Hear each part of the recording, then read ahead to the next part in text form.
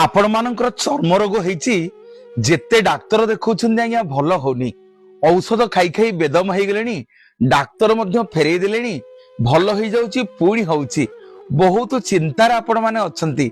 चलंतु जीवा खोर्धा जिला खोर्धारू नयागढ़ जीवा बाटरे गोटे सुंदर गाँ पड़े ता ना आज्ञा बाघमारी। ए बाघमारी अटरी निकटरे अकर्म कर्मदायक महादेव श्री श्री हटकेश्वर महादेव विराजमान करिसेंती। ए हटकेश्वर महादेव निकटरे मानसिक करिवे प्रभु मो चर्म रोग को भल कर दियंतु।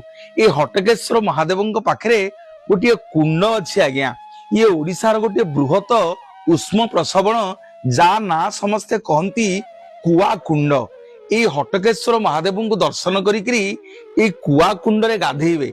ए कुआ कुंडर जलर एते महिमा आज्ञा आपणकर जेमितिका चर्म रोग होइताउ डाक्तर आपन को फेरई देइताउ हजार हजार लक्ष लक्ष टका खर्च हेलानी चर्म रोग आज्ञा भल होउनी।